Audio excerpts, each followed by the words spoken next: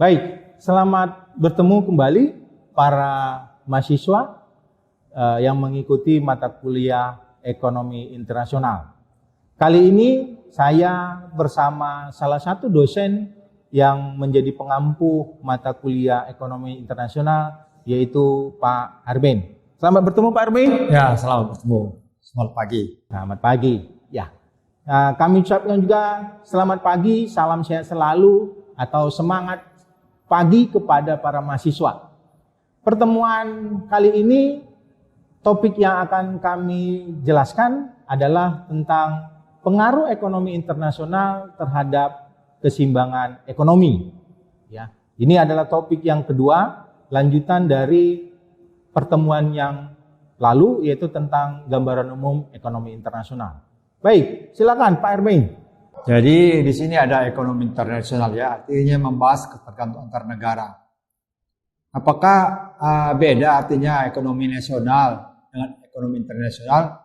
Apakah ada juga negara yang tertutup dengan perekonomian? Dan kira-kira apa dampaknya kira-kira kalau ekonomi negara tersebut tertutup, tidak terbuka dia? Bagaimana Pak? Baik, terima kasih Pak Arben. Ya, seperti saya hanya sekedar mengingatkan dalam pertemuan yang lalu, ekonomi internasional itu secara pengertiannya adalah ilmu ekonomi yang mempelajari hubungan kegiatan ekonomi antar negara. Nah, sesuai dengan apa yang ditanyakan oleh Pak Arben tadi, saya melihat ada dua poin. Pertama, ya, apa dampak dari kegiatan ekonomi internasional itu? Ya, dampak ekonomi internasional atau tujuan yang ingin dicapai dari kegiatan ekonomi internasional itu adalah saling ketergantungan yang sifatnya bukan maksudnya bukan hanya satu negara saja yang diuntungkan, tetapi negara yang lain juga akan mendapatkan keuntungan. Ya, contohnya apa? Bagi negara yang sedang berkembang, kalau dia berdagang atau bekerja sama internasional dengan negara yang maju, salah satu manfaat yang bisa didapatnya kan adalah ahli teknologi. Ya, seperti kita di Indonesia kan, dengan adanya kegiatan kerjasama internasional dengan negara yang lain, kita sekarang sudah mulai ada produk-produk yang bisa kita produksi sendiri. Ya, sehingga ini dalam konteks ini kan sudah bisa kita lihat atau kita simpulkan bahwa ada pengaruh positif, ya, ekonomi internasional terhadap negara kita. Ya, yang kedua poin dari kenapa suatu negara itu tidak boleh tertutup atau harus bekerja sama dengan negara lain, karena satu, berkaitan dengan barang-barang yang tidak bisa diproduksi di dalam negeri bisa dipenuhi dengan cara bekerja sama melalui negara yang lain, yaitu mengimpor. Ya. Yang kedua, ya, dari konteks kenapa tidak boleh tertutup, ya. Yang kedua, dengan adanya perdagangan luar negeri itu bisa meningkatkan pendapatan nasional. Sehingga artinya apa? Kalau pendapatan nasionalnya meningkat, ekonomi negara tersebut bisa terdorong juga untuk semakin lebih baik. Jadi itu yang bisa kita pahami bagaimana, ya, sebagai pengantar dalam konteks materi ini awalnya, bagaimana pengaruh ekonomi internasional itu terhadap ekonomi suatu negara. Ya. Sehingga jadinya kalau kita lihat secara skematis nanti, saudara bisa lihat pengaruh ekonomi internasional itu terhadap ekonomi suatu negara, kita bisa lihat dari keseimbangan ekonomi internasionalnya. Di mana secara konsep ekonomi mikro, seperti yang di pertemuan yang lalu saya katakan bahwa dalam variabel dan metodenya kita menggunakan model-model ekonomi mikro. Model ekonomi mikro yang paling umum kan adalah keseimbangan antara permintaan dan penawaran. Nah, kita di sini melihatnya keseimbangan secara keseluruhan dan permintaan secara keseluruhan, ya, atau kita katakan sebagai permintaan secara total dan penawaran secara total. Sehingga pengaruh itu akan bisa ditunjukkan dari keseimbangan ini, ya. Supply itu kan adalah penawaran atau produksi di dalam negeri, ya. Permintaan demand itu kan adalah konsumsi, ya, konsumsi di dalam negeri. Sehingga kalau mikronya kan adalah dikatakan keseimbangan itu adalah penawaran produksi dalam negeri sama dengan permintaan dalam negeri. karena konteks ini adalah berhubungan dengan internasional, maka kalau produksi di dalam negeri tidak bisa dipenuhi oleh dalam negeri atau kegiatan dalam negeri, maka perlu ditambah yang namanya konsumsi dari luar negeri, ya, atau pembelian dari luar negeri atau kita sebut dengan import. Jadi supply totalnya menjadi supply produksi dalam negeri ditambah dengan supply dari luar negeri atau import. Itulah dia jadinya supply total. Sedangkan demand totalnya adalah konsumsi di dalam negeri ditambah dengan konsumsi dari luar negeri, yaitu produksi-produksi di dalam negeri yang diekspor keluar. Sehingga itulah yang menjadi total. Sehingga pengaruh secara ekonomi internasionalnya bisa kita lihat dari keseimbangan total antara penawaran total dengan permintaan total. Itu yang menjadi hubungannya. Sehingga di mana kaitan hubungannya itu? Yaitu tadi produksi total dari luar negerinya itu kan termasuk dari produksi luar negeri atau import sama dengan konsumsi dari luar negeri terhadap produksi di dalam negeri, yaitu ekspor. Sehingga ekspor sama dengan import itu menunjukkan bahwa kondisi ekonomi kita adalah kondisi ekonomi yang stabil. Sedangkan kalau yang terjadi ekspor lebih besar daripada impor, kondisi ekonomi kita bagaimana? Kita mendapat tambahan pendapatan nasional. Sedangkan sebaliknya, kalau impor lebih besar daripada ekspor, maka yang terjadi di kita adalah defisit. Artinya kekayaan kita semakin berkurang. Jadi di sini ada pengaruh aspek internasional terhadap keseimbangan supply dan demand. Apakah kita di sini sebagai negara, katakanlah negara berkembang, tidak kita menjadi konsumtif, ataukah tidak bisa kita menciptakan substitusi import ya? Artinya supaya kita mengurangi import dari luar negeri, kita mendapatkan tambahan pendapatan atau bagaimana? Ya, kalau dilihat secara pengaruh aspek internasional itu dari sisi keseimbangan penawaran dan permintaan, ya, saya menambahkan penjelasan yang tadi sudah saya sebutkan bagaimana pengaruh ekonomi internasional terhadap keseimbangan ekonomi, ya. Maka kalau suatu negara itu tidak bisa, ya, artinya tidak cukup berproduksi di dalam negeri, maka dia harus memenuhi kebutuhannya dari import dari luar negeri, ya. Artinya ini apa? Artinya ini menunjukkan bahwa negara-negara secara internasional itu, ya, pastinya tidak bisa mengandalkan kemampuannya sendiri, sehingga dia harus melihat kemungkinan-kemungkinan atau kesempatan-kesempatan melakukan hubungan kerjasama dengan negara-negara yang lain, ya. Sebagai contoh kita, ya, saya akan selalu contohkan negara kita karena memang kita adalah orang Indonesia, ya. Apa contoh paling dekat di kita? Kita kan adalah negara yang kaya akan sumber daya alam. Maka secara keunggulan kita itu adalah hasil-hasil pertanian. Maka untuk negara-negara yang tidak kaya terhadap kekayaan alamnya, maka dia akan butuh, ya, kekayaan alam atau sumber hasil kekayaan alam dari negara-negara yang kaya seperti kita Indonesia, ya. Nah, di sisi yang lain kita juga perlu, ya, barang-barang yang sifatnya teknologi maju atau teknologi tinggi, ya. Dari mana kita dapat? Ya, pastinya kita akan mencari kesempatan kerjasama dengan negara-negara yang punya kemampuan itu. Salah satu contohnya apa? Jepang. Kita kan selalu atau kita banyak melakukan kerjasama dengan Jepang, sehingga jadinya di antara Indonesia dengan Jepang, ya, terjadi kegiatan ekonomi internasional, yaitu perdagangan internasional. Nah, hubungannya kepada aspek permintaan dan penawaran bagaimana? Ya, di satu sisi, ya, kita punya kelebihan produksi di dalam negeri, ya, yaitu apa? Hasil pertanian.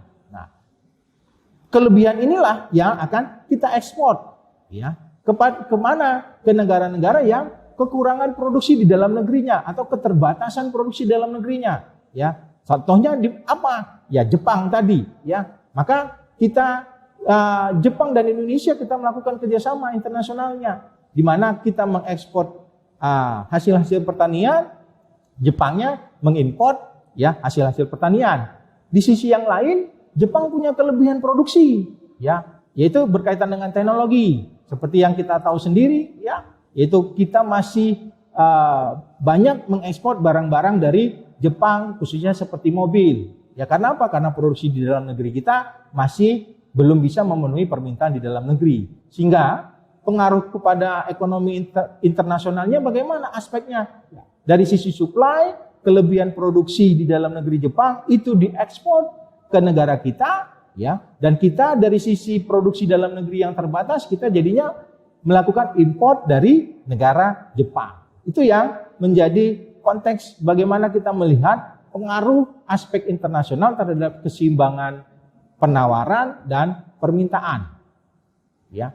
Nanti saudara bisa lihat secara lebih rincinya dari slide yang akan dibagikan kepada saudara. Sehingga kalau kita lihat faktor-faktor yang menjadi pemicunya, yaitu pertama pertumbuhan ekonomi yang terus berlangsung. Jadi sampai saat ini negara-negara di dunia itu terus mendongkrak pertumbuhan ekonominya untuk terus berlangsung. Ya. Yang kedua pergeseran permintaan dunia akibat adanya bantuan luar negeri. Ya maksudnya bagaimana? Ya untuk negara-negara yang membutuhkan bantuan dari luar negeri, ya dalam hal contohnya adalah pinjaman, ini akan mendorong ya kegiatan kerjasama yang mengarah kepada ya negara-negara yang membutuhkan bantuan pinjaman tersebut. Ya, kenapa demikian? Salah satu contohnya saya bisa tunjukkan kepada saudara adalah bagaimana kita mendapatkan bantuan dari negara Arab Saudi. Ini kan mendorong apa? Bahwa produksi kita meningkat, kan ini akan mendorong bahwa permintaan akan barang-barang dari Indonesia khususnya untuk masyarakat Arab Saudi itu menjadi meningkat. Ya.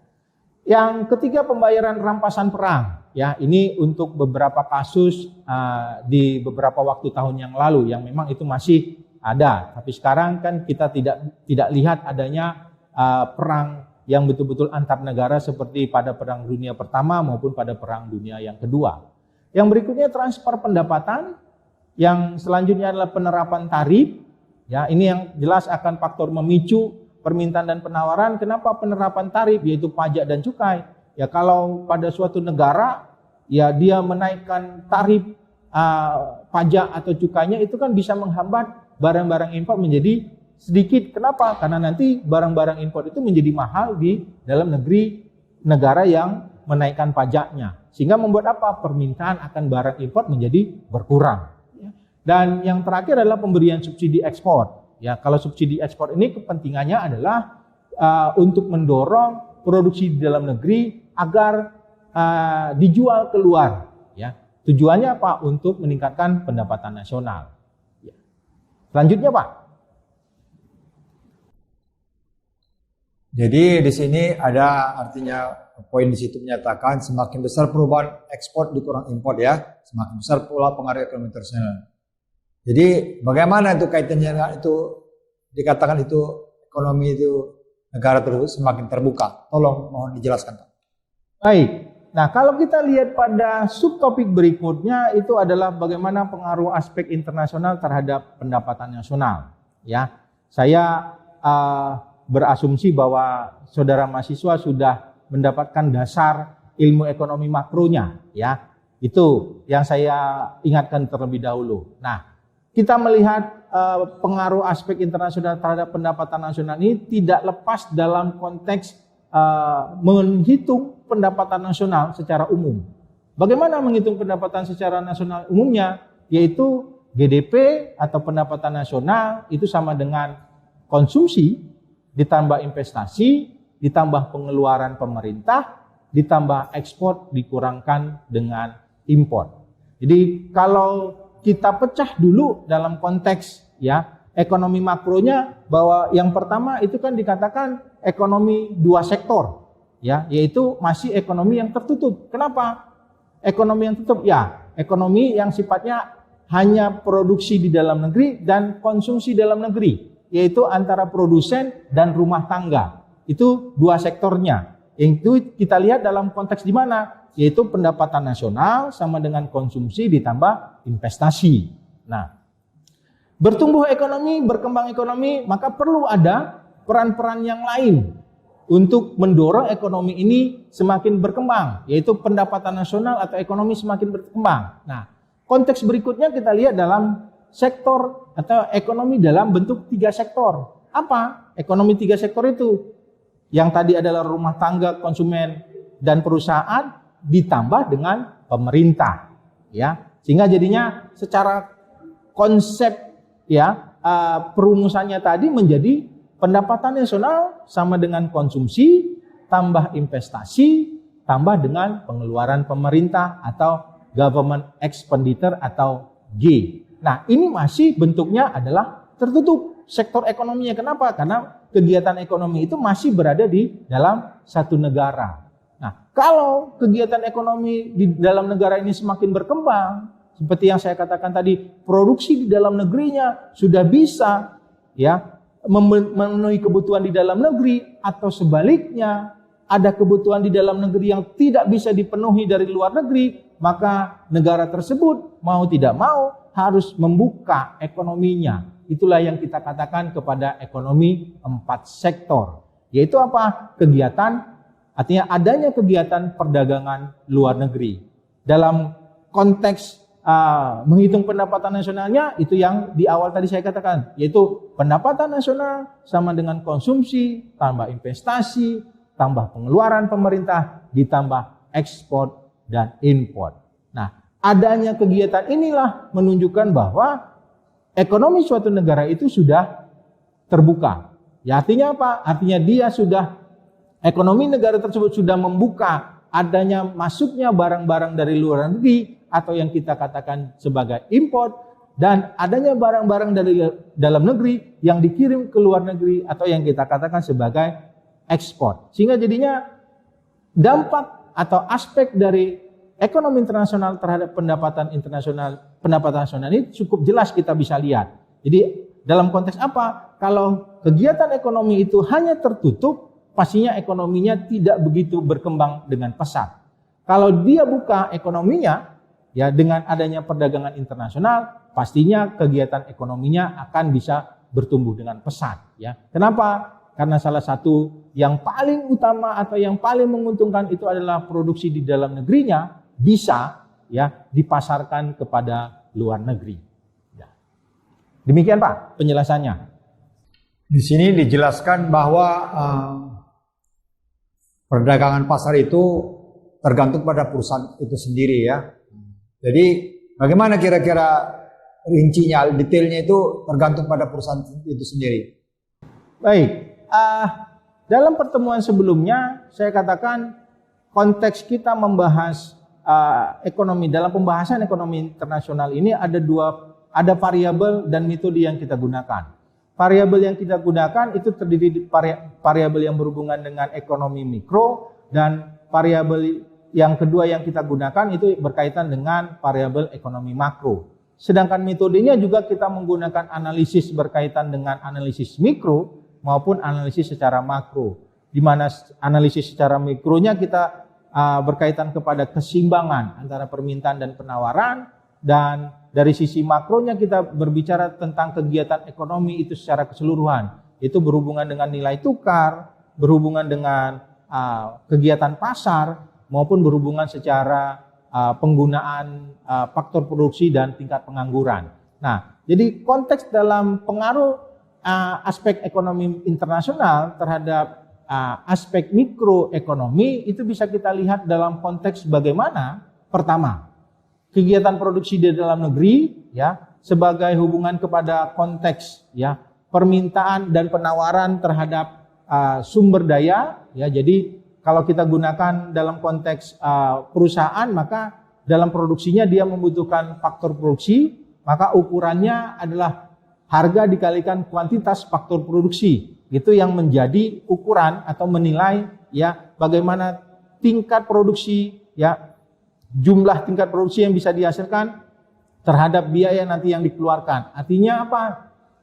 Perusahaan yang efisien dalam berproduksi pastinya dia akan mampu untuk menjual barang-barangnya di luar negeri. Kenapa demikian? Ya, karena gampangnya kalau harga barang di dalam negeri suatu negara itu lebih mahal harganya dibandingkan di luar negeri, maka orang atau pihak-pihak tertentu di dalam negeri tersebut pastinya akan lebih memilih mengimpor barang tersebut. Kenapa? Karena harganya lebih murah. Kenapa bisa lebih murah? Karena aspek dari perusahaan tersebut bisa melakukan, jadi kalau kita lihat dari sisi teori produksinya, gitu ya, perusahaan tersebut bisa berproduksi secara lebih efisien, sehingga dia mempunyai biaya produksi yang lebih murah, maka hubungannya kepada harga barang tersebut menjadi lebih murah. Nah, di sisi yang lain, dari sisi pemasarannya atau dihubungkan dengan konsumsi, maka aspek mikro dalam perusahaan itu dilihat dari bagaimana besaran ya penerimaan atau pendapatan perusahaan tersebut yang bisa diperoleh dari menjual barangnya atau memasarkan barangnya. Itu juga diukur dalam konteks harga dikalikan dengan quantity. Dalam hal ini adalah quantity jumlah barang yang dijual.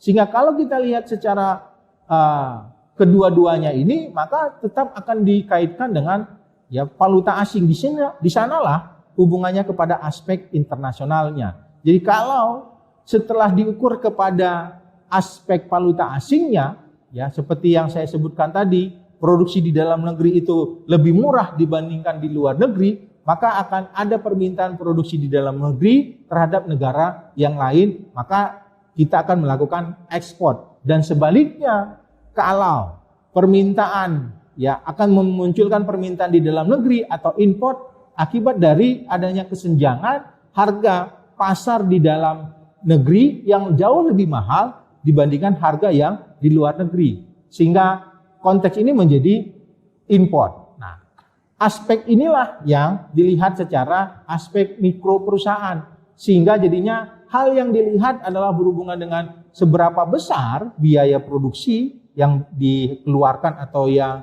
digunakan oleh suatu perusahaan terhadap seberapa besar pendapatannya yang dia peroleh. Ya. Sehingga kalau aspek mikro perusahaan ini bisa dilakukan dengan baik, maka kegagalan pasar itu bisa dieliminasi atau dikurangi.